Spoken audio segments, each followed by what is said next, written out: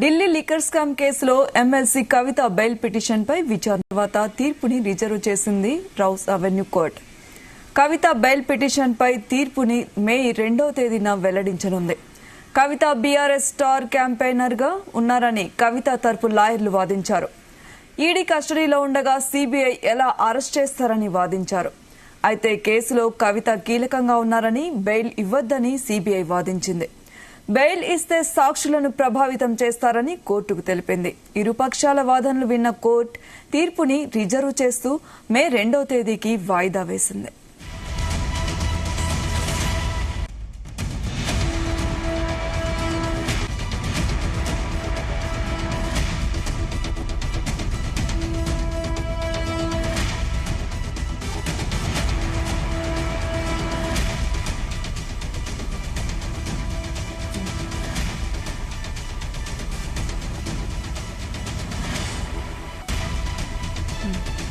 ఇక ఈ విషయంపై మరిన్ని అప్డేట్స్ మా క్రైమ్ బ్యూరో చీఫ్ రవితేజ అందిస్తారు.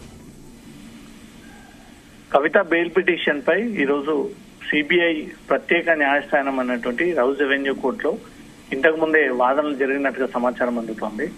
కవిత తరపు న్యాయవాదులు అటు సిబిఐ తరఫున న్యాయవాదులు కూడా రెండు వైపుల నుంచి వాదనలు విన్న తర్వాత తీర్పు రిజర్వ్ చేస్తూ మే 2వ తేదీన దీనిపై తుది తీర్పు వెల్లడిస్తామంటూ కూడా కోర్టు ఈ ఆదేశాలు జారీ చేసినట్టుగా తెలుస్తోంది. ఇప్పటికే ఎన్ఫోర్స్మెంట్ డైరెక్టరేట్ కేసులో లిక్కర్ కేసులో కవితను అరెస్ట్ చేయగా సిబిఐ కూడా తాజాగా అరెస్ట్ చేసి తిహార్ జైల్లో జ్యుడిషియల్ రిమాండ్ కు పంపించడం జరిగింది. రేపటి 23తో జ్యుడిషియల్ రిమాండ్ గడువు ముగిసినటువంటి వెంటనే మళ్ళీ కవితను కోర్టు నుంచి జైలు నుంచి తీసుకొచ్చి కోర్టులో ప్రొడ్యూస్ చేసేటువంటి అవకాశాలు ఉన్నాయి. ఈ రోజు జరిగినటువంటి వాదన విషయానికి వస్తే సిబిఐ చాలా క్లియర్ గా కవితకు ఈ టైంలో బెయిల్ ఇవ్వకూడదు. లిక్కర్ కేసులో కవిత కీలక ప్రధాన నిందితురాలుగా ఉంది.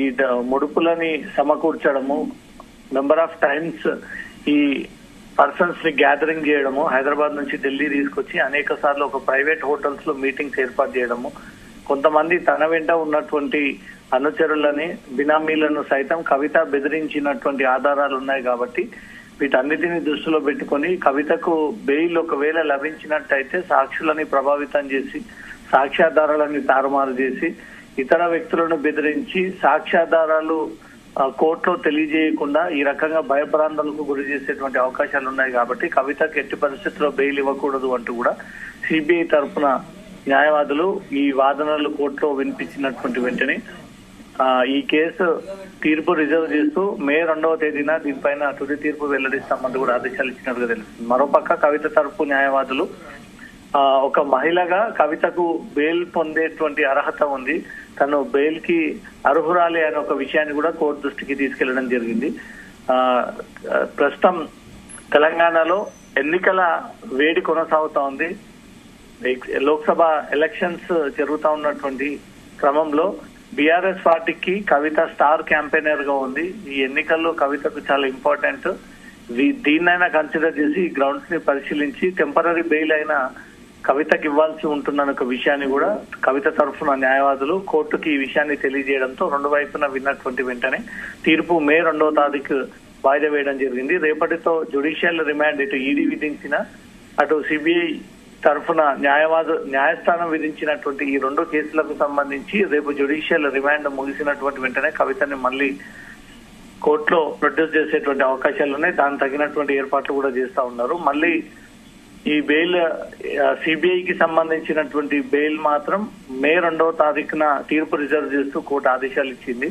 ఎన్ఫోర్స్మెంట్ డైరెక్టరేట్ కి సంబంధించినటువంటి బెయిల్ పిటిషన్ పై రేపు విచారణకు వచ్చేటువంటి అవకాశం ఉంది. ఏదైనా ఈడీ కేసులో కవితకు రిలాక్సేషన్ దొరుకుతుందా అనేది మాత్రం బీఆర్ఎస్ క్యాడర్ ఎదురు చూస్తా ఉంది. ఇప్పటికే కవిత తరఫున న్యాయవాదులు, లీగల్ టీం, కుటుంబ సభ్యులందరూ కూడా ఢిల్లీలోనే ఈ బెయిల్ పిటిషన్ పై ఎలాంటి నిర్ణయాన్ని వ్యక్తం చేయబోతోంది కోర్టు అనే దానికి మాత్రం ఎదురు చూస్తా ఉన్నారు. మొదట కవిత మధ్యంతర బెయిల్ ని మంజూరు చేయండి, తన చిన్న కొడుకు ఎగ్జామ్స్ దృష్టిలో పెట్టుకొని తల్లిగా చూసుకోవాల్సినటువంటి బాధ్యత తనదే.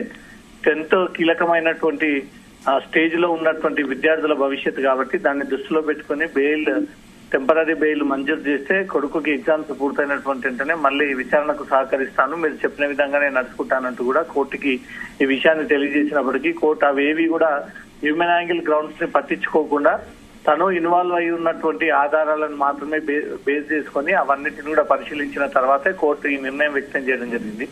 కవిత దీంట్లో కింగ్ పిన్ అని, కవిత కీలక సూత్రధారని, దీంట్లో అనేక ఆరోపణలు ఎదుర్కొంటున్నటువంటి కవితకు ఈ టైంలో బెయిల్ లభిస్తే మాత్రం ఢిల్లీ లిక్కర్ పాలసీ స్కామ్ ని తారుమారు చేసేటువంటి అవకాశాలు ఉంటాయి. వీటన్నిటినీ దృష్టిలో పెట్టుకుని కల్వకుంట్ల కవితకు బెయిల్ ఇవ్వకూడదు అంటూ మాత్రం సిబిఐ వాదనలు ఈ రోజు బలంగా వినిపించినటువంటి వెంటనే తీర్పు రిజర్వ్ చేస్తూ మే 2వ తేదీన దీనిపై తుది తీర్పు వెల్లడిస్తామంటూ కూడా ఇప్పటికే ఆ నిర్ణయాన్ని వ్యక్తం చేసినట్టుగా తెలుస్తోంది. Soumya, thank you Raviteja.